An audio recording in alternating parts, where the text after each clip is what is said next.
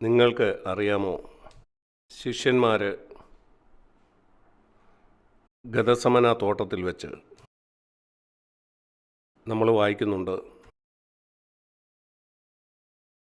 നിങ്ങൾക്കറിയാമല്ലോ എങ്ങനെയാണ് പത്രോസ് ആ വാളെടുത്ത് യേശുവിനെ പിടിക്കാൻ വന്ന ആ മഹാപുരോഹിതൻ്റെ ദാസനെ വെട്ടി. യേശു അവനോട് എന്താണ് അവിടെ പറയുന്നത്?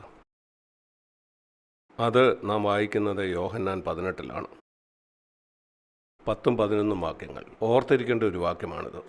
യോഹന്നാൻ 18 10-11 വാക്യം. യേശുവിനെ പിടിക്കാനായിട്ട് ആ പട്ടാളക്കാരൊക്കെ ആ ഗദസമനയിലെത്തി. യേശുവിൻ്റെ വലിയ സംരക്ഷകനായ പത്രോസ് ആ വാൾ ഊരി മഹാപുരോഹിതൻ്റെ ദാസനെ വെട്ടി അവൻ്റെ കാതറുത്തു. യേശു പറഞ്ഞു, നിന്റെ വാൾ ഉറയിലിടുക. എൻ്റെ പിതാവ് എനിക്ക് തന്ന പാനപാത്രം 18:11 ഞാൻ കുടിക്കേണ്ടതല്ലയോ? പത്രോസ് കണ്ടത് റോമൻ പട്ടാളക്കാരെയാണ്. യേശു ആരെയാണ് കണ്ടത്? ദൈവത്തെ, തൻ്റെ പിതാവിനെ. ഇതൊരു ഉദാഹരണമാണ്.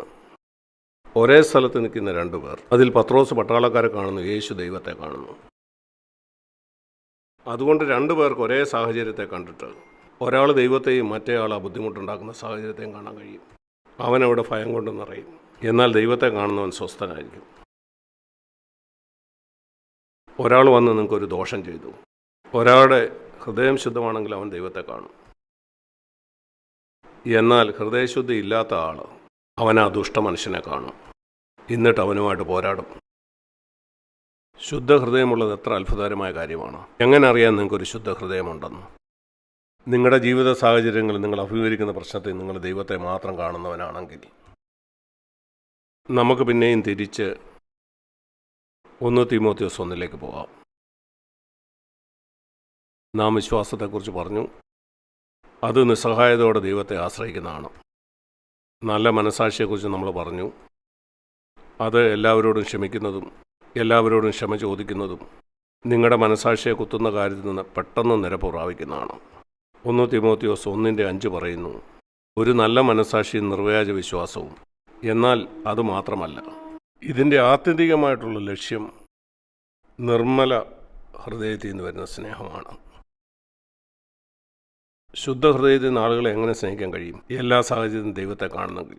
തനിക്കെതിരെ ഇത്ര ദോഷം ചെയ്തതിൻ്റെ സഹോദരന്മാരെ യോസെഫിനെ എങ്ങനെ സ്നേഹിക്കാൻ കഴിഞ്ഞത്? 10 കൊല്ലം ജയിലിൽ കിടന്നവന് കഷ്ടം അനുഭവിക്കേണ്ടി വന്നു. ഞാൻ പറയാം, ദൈവവചനം അവനില്ലായിരുന്നെങ്കിലും പരിശുദ്ധാത്മാവില്ലായിരുന്നു അവൻ ദൈവത്തെ കണ്ടു.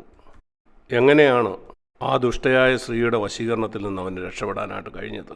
ആ കുത്തിഫറിൻ്റെ ഭാര്യയിൽ നിന്ന് അവൻ ദൈവത്തെ കണ്ടു. ഹൃദയശുദ്ധിയുള്ളവർ ഭാഗ്യവാന്മാർ. അവർ ദൈവത്തെ എല്ലാ സാഹചര്യത്തിലും കാണും. അവരഭിമുഖീകരിക്കുന്ന ആ പ്രയാസമുള്ള സാഹചര്യത്തിൽ അവിടെ അവർ അസ്വസ്ഥപ്പെടണമെന്ന് പിശാച് ആഗ്രഹിക്കുന്നു. അവർ ദൈവത്തെ കാണുമ്പോൾ അവർ ഭയപ്പെടത്തില്ല. ഒരുപക്ഷെ നിങ്ങളുടെ മക്കളുടെ ഭാവി ഓർത്തായിരിക്കാം നിങ്ങൾ വിചാരപ്പെടുന്നത്, അവരുടെ വിദ്യാഭ്യാസത്തെ. നിങ്ങളിൽ ചിലരെ ഒരു ജോലി കിട്ടുന്നതിനെ പറ്റി ആയിരിക്കാം വിചാരപ്പെടുന്നത്, അല്ലെങ്കിൽ ഒരു വിസ കിട്ടുന്നത്. അതെന്ത് തന്നെ ആയിക്കോട്ടെ, നിങ്ങൾ അഭിമുഖീകരിക്കുന്ന പ്രശ്നം എന്തും ആകട്ടെ, ഒരു കാര്യം ഞാൻ പറയാം, നിങ്ങൾക്ക് ഹൃദയശുദ്ധി ഉണ്ടെങ്കിൽ നിങ്ങൾ ദൈവത്തെ കാണും. നിങ്ങൾ ഭയപ്പെടത്തില്ല. ഒരിക്കലും നിങ്ങൾ തെറ്റായ ഒരു പ്രസ്താവന ഒപ്പിടത്തില്ല. നിങ്ങൾ കള്ളം പറഞ്ഞ് ഈ ലോകത്തിൽ ഒന്നും നടത്തില്ല. അപ്പോൾ ദൈവം നിങ്ങൾക്ക് ഏറ്റവും മെച്ചപ്പെട്ടത് തരും. ഏറ്റവും മെച്ചപ്പെട്ടത് തന്നെ അവൻ നിങ്ങൾക്ക് തരും.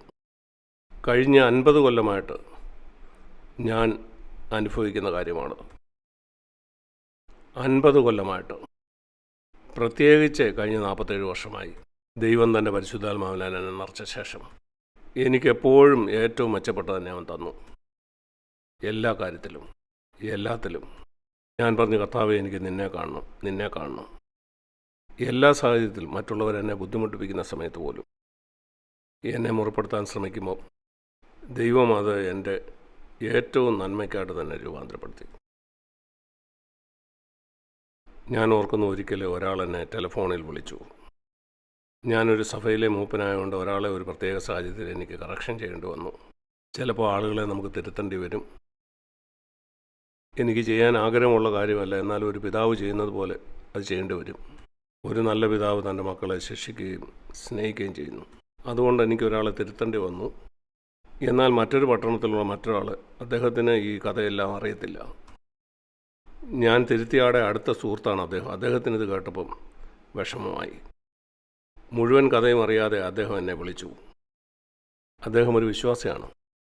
അദ്ദേഹം ഫോണിൽ കൂടി എന്നോട് വളരെ ഉച്ചത്തിൽ ബഹളം ഉണ്ടാക്കി. അനേക മിനിറ്റുകൾ. വളരെ വർഷങ്ങൾക്ക് മുമ്പാണ്. എനിക്ക് വേണമെങ്കിൽ ടെലിഫോൺ താഴെ വയ്ക്കാം, വേണമെങ്കിൽ നിങ്ങൾക്ക് ആ ടെലിഫോൺ വേണ്ടെന്ന് വയ്ക്കാം. എന്നാൽ അദ്ദേഹത്തെ അവമാനിക്കാൻ ഞാൻ ആഗ്രഹിച്ചില്ല. അവൻ എന്താ പറയാൻ ആഗ്രഹിക്കുന്നത് അതൊക്കെ പറയട്ടെ. അദ്ദേഹം നിരന്തരമായിട്ട് പറഞ്ഞുകൊണ്ടിരുന്നു. ഞാനൊന്നും പറഞ്ഞില്ല, ഒരു വാക്കുപോലും. അവസാനം അവൻ നിർത്തി. ഞാൻ ചോദിച്ചു, സഹോദര കഴിഞ്ഞോ? അവൻ പറഞ്ഞു കഴിഞ്ഞു. ഞാൻ പറഞ്ഞു ശരി, ദൈവം അനുഗ്രഹിക്കട്ടെ, നന്ദി. ഞാൻ ഫോൺ താഴെ വെച്ചു. 2-3 മാസം കഴിഞ്ഞപ്പം അവൻ പിന്നെയും വിളിച്ചു. അവൻ പറഞ്ഞു, സാഗ്ബറൻ, എനിക്ക് വളരെ ദുഃഖമുണ്ട്. ആ സംഭവത്തിൻ്റെ യാഥാർത്ഥ്യം എനിക്കിപ്പോഴാണ് മനസ്സിലായത്. നീ ചെയ്തത് 100% ശരിയാണ്. ആ ശിക്ഷണം ആവശ്യമായിരുന്നു. ഞാൻ നിന്നോട് കോപിക്കുകയും ബഹളമുണ്ടാക്കുകയും ചെയ്തപ്പോൾ എനിക്കറിയില്ലായിരുന്നു അത്. എന്നോട് ക്ഷമിക്കണം. ഞാൻ പറഞ്ഞു, അതിൽ ക്ഷമിക്കാനൊന്നുമില്ല. ഞാൻ അന്ന് തന്നെ എന്നോട് ക്ഷമിച്ചിരുന്നു. ഒരു കുഴപ്പമില്ല. ഞാനത് കേൾക്കാൻ നിൽക്കാതെ ഫോൺ താഴെ വെച്ചിരുന്നെങ്കിൽ എന്താണ് അതിൽ ഞാൻ നേടുന്നത്? ഞാനും ശബ്ദമുയർത്തി അതിന് മറുപടി പറഞ്ഞിരുന്നെങ്കിൽ ഇല്ല. നമ്മൾ വായിക്കുന്ന ആളുകൾ യേശുവിനെ കുറ്റപ്പെടുത്തിയപ്പോൾ അവനത് ദൈവത്തെ ഫലമേൽപ്പിച്ചു. 1 പത്രോസ് 2 വായിച്ചു നോക്കൂ. ന്യായമായി വിധിക്കുന്നതിൻ്റെ കയ്യിൽ അവനത് ഫലമേൽപ്പിച്ചു. അവൻ പറഞ്ഞു, പിതാവേ, ഇവർ പറയുന്നത് ഈ ദേവാലയം നീ പൊളിച്ചു കളഞ്ഞാൽ ഞാനത് 3 ദിവസം കൊണ്ട് പണിയുമെന്നാണ്.